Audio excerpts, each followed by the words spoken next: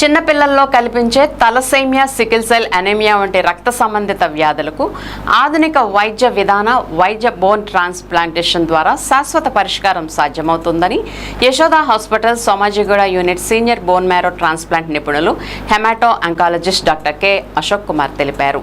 ఏలూరులో ఏర్పాటు చేసిన మీడియా సమావేశంలో ఆయన మాట్లాడుతూ సికిల్ సెల్, తలసేమియా వంటి వ్యాధులు చిన్నపిల్లల ఎదుగుదలపై తీవ్ర ప్రభావం చూపుతున్నాయన్నారు. వ్యాధులను సరైన సమయంలో గుర్తించి చికిత్స ప్రారంభిస్తే పిల్లలు సాధారణ జీవితాన్ని గడపగలరని ఆయన చెప్పారు. ప్రస్తుతం బోన్ మ్యారో ట్రాన్స్ప్లాంటేషన్ మరింత సురక్షితంగా ఆధునిక సాంకేతిక పరిజ్ఞానంతో అందుబాటులోకి వచ్చిందన్నారు.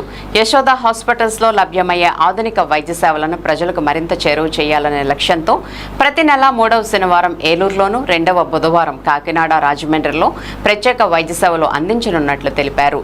మీడియా సమావేశంలో Yashoda hospitals Andhra Pradesh marketing manager Nallam Bala Veerabhadram, marketing executive A Praveen Kumar పాల్గొన్నారు. నేను అంటే హెమటాలజీ అంటే రక్తం సంబంధించిన వ్యాధులు. ఇట్ మే బి క్యాన్సర్ అయి ఉండొచ్చు, నాన్ క్యాన్సర్ అయి ఉండొచ్చు. ఎనీథింగ్ బ్లడ్ రిలేటెడ్ డిజార్డర్స్ని డీల్ చేసే వాళ్ళని హెమటాలజిస్ట్ అంటాము. సో ఈ బ్లడ్కి సంబంధించిన ఏ జబ్బులు ఏదైనా ఉన్నా కూడా దాన్ని మనం పరిష్కారం చేయడానికి ప్రయత్నిస్తాం అనమాట. ప్రిడామినెంట్గా మనము పిల్లలు, పెద్దలు అనే ఇద్దరు రకాలుగా పాపులేషన్ తీసుకుంటే పిల్లల్లో వచ్చే రక్త సంబంధించిన వ్యాధులు చాలా కామన్గా ఏంటి అని అయితే మనకి ఇటువైపు మన గోదావరి డిస్ట్రిక్ట్ల వైపు వచ్చేది థాలసీమియా ఒకటి, సికిల్ సెల్ అనీమియా ఒకటి, ఎప్లాస్టిక్ అనీమియా. ఈ మూడు చాలా కామన్గా చూస్తుంటాం మన ఉభయ గోదావరి జిల్లాల్లో. వీటికి ట్రీట్మెంట్ కొన్నిటికి మామూలుగా మందులతోనే నయమవుతాయి, కొన్ని ఉంటాయి. కానీ ఈ థాలసీమియా, ఎప్లాస్టిక్ అనీమియా అనే దానికి మాత్రం ట్రాన్స్ప్లాంట్ అనేది చాలా కంపల్సరీ. ట్రాన్స్ప్లాంట్ చేస్తే వాళ్ళకి క్యూర్ అనేది ఉంటుంది, అంటే పూర్తిగా నయం చేసేయచ్చు అనమాట జబ్బుని. కానీ మిగతా ఏ ట్రీట్మెంట్ ఇచ్చినా అది ఓన్లీ సపోర్టివ్ ట్రీట్మెంట్ లాగానే కొంతకాలం వరకు మనం పొడిగించగలుగుతామే, కానీ పూర్తిగా నయం చేసే జబ్బులు అయితే కావు మందులతోనే. ట్రాన్స్ప్లాంట్ చేస్తే పూర్తిగా నయం అయిపోతుంది. ఎలాంటి జబ్బులు అంటే thalassaemia, aplastic anaemia. Sickle cell anaemia కూడా కొంతవరకు మందులతో చాలా వరకు మనం తగ్గించడానికి ప్రయత్నించవచ్చు, కానీ ఓన్లీ మంచి తల్లి కణాలు తీసుకొని, మంచి కణాలు తీసుకొని ట్రాన్స్ప్లాంట్ చేయడం అనేది దాన్ని అది cancerous conditions like neuroblastoma, germ cell tumours, లింఫోమాస్లో చేస్తామన్నమాట. ఇలాగే పెద్దవాళ్ళలోకి వచ్చినామంటే పెద్దవాళ్ళలో కామన్గా మనం చూసే క్యాన్సర్స్ ఏంటంటే ఒకటి అది డిపెండ్స్ అండి. అదే నేను చెప్పాను కదా, ఆటో అల్లో అంటున్నాం కదా. ఆటో అయితే 8 lakhsలో అవుతుంది.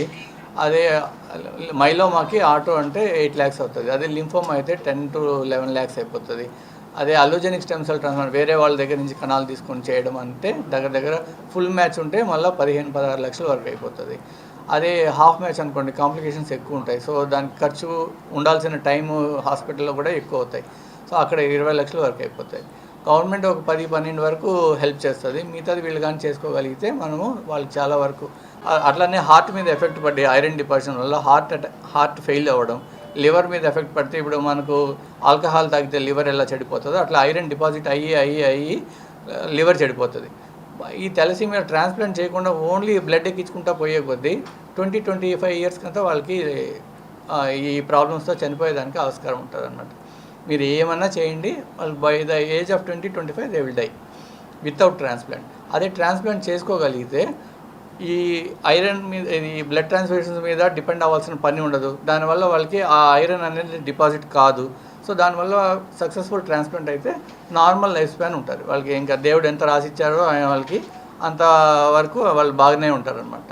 అది అలానే చిన్న పిల్లల్లో సంవత్సరానికి ఒక 3-4 అడ్మిషన్లు అవుతారు. వెరీ బ్యాడ్ ఇన్ఫెక్షన్స్, నిమోనియాతో జాయిన్ అవుతారు, లేకుంటే వెరీ బ్యాడ్ గట్లో ఇన్ఫెక్షను అంటే పేగు ఇన్ఫెక్షన్తో రిపీటెడ్గా ఒక సంవత్సరానికి 3-4 అడ్మిషన్లు అవుతూ ఉంటారు వెరీ బ్యాడ్ ఇన్ఫెక్షన్స్తో. అది ఎందుకు అనేసి కానీ మనం కనుక్కోగలిగితే దాంట్లో కొన్ని కండిషన్స్ ఉంటాయి. వాటిని ప్రైమరీ ఇమ్యూన్ డెఫిషియన్సీ డిజార్డర్స్ అంటాం. అంటే పుట్టుకతోనే వాళ్ళకి ఇమ్యూనిటీ అనే పవర్ అనేది ఉండదు. దేనివల్ల ఉండొచ్చు, బీ సెల్స్ అనేది బాడీలో ఉండకపోవచ్చు, టీ సెల్స్ అనేది ఉండకపోవచ్చు, లేకుంటే ఆ ఇన్ఫెక్షన్ కంట్రోల్ చేయగలిగే మన కణాలు ఉంటాయి మన బాడీలో, మన రక్తంలో, నేచురల్ కిల్లర్ సెల్స్. అదే అండి, ఎవ్రీ థర్డ్ థర్స్డే మంత్ నుంచి రావాలి అనేసి అనుకుంటున్నాము. థర్డ్ సాటర్డే, 3వ శనివారం వస్తే ఇలాంటి కండిషన్స్ ఎవరికన్నా వస్తే చిన్న ప్రాబ్లమ్స్ సాల్వ్ చేయదని ఇక్కడే చేయొచ్చు. ఇలాంటి పెద్ద ట్రీట్మెంట్స్ కావాల్సిన అంటే అక్కడికి వాళ్ళు వీలైతే. హాస్పిటల్ ఎవరు కాదండి, ఇక్కడ సుష్మిత డయాగ్నోస్టిక్ సెంటర్ ఉంది. అక్కడికి మంత్లీ ఒకసారి వచ్చి డాక్టర్ గారు ఇక్కడ నీడీ పేషెంట్స్ ఇక్కడ ఏం చేయం సార్, ఇక్కడ ఇక్కడ కూడా చేయము. హైదరాబాద్ మంత్లీ వన్స్ వస్తారంటే సార్. చిన్న అంటే చిన్న ఇక్కడ అందరూ చేయొచ్చు. వచ్చి ఇక్కడ మోర్ అడ్వాంటేజ్ ఏంటంటే అక్కడ సర్జరీ చేయించుకున్నాక ఎవ్రీ మంత్ హైదరాబాద్ వెళ్ళి రావాలనే సిచ్యువేషన్స్ని కంట్రోల్ చేయడానికి మాత్రమే సార్ వచ్చి, అంటే అక్కడ జరుగుతుంది ఒక ట్రీట్మెంట్ ఫాలో థెరపీ ఇక్కడే ఉండి పేషెంట్కి డాక్టర్ చూస్తే చాలా ఫెసిలిటీస్ ఉంటాయి నా ఉద్దేశంతోనే ప్లాన్ చేస్తున్నాం. ఇంకా క్లినిక్ హాస్పిటల్ పెట్టే ఉద్దేశం అయితే ప్రస్తుతానికి అయితే ఏం లేదు. ఇప్పుడు మనకు పాలకొల్లు నుంచి ఒక ఇద్దరు ఉన్నారు, వాళ్ళు నెల అంత దూరం రావాలన్నమాట. ఇప్పుడు వాళ్ళు అంత దూరం రానవసరం లేదు, ట్రాన్స్ప్లాంట్ చేసుకొని ఇప్పుడు ఇక్కడికే వచ్చేసి ఇక్కడే చూసుకోవచ్చు అనమాట. అలా మీ వీడియో 1 మంత్కి డిశ్చార్జ్ చేసేస్తామండి. ఆ తర్వాత వారానికి 2 సార్లు, ఆ తర్వాత ఒక నెల రావాలి. ఆ తర్వాత 3వ నెల నుంచి వారానికి ఒకసారి రావాలి. 3 నెలలు హాస్పిటల్ చుట్టుపక్కలే ఉండాల్సి వస్తుంది. ఆ తర్వాత వాళ్ళు నేటివ్ ప్లేస్కి వెళ్ళిపోవచ్చు. అప్పుడు మనం ఇక్కడ ఇలాంటి చోట్ల ఎక్కడన్నా చూపించుకున్నాం వన్స్ ఇన్ మంత్ లేకుంటే వన్స్ ఇన్ 2 మంత్స్ అట్లా వస్తూ పోతూ ఉండాల్సి వస్తుంది. యూజువల్గా 1 మంత్లో బయట వచ్చేస్తారు.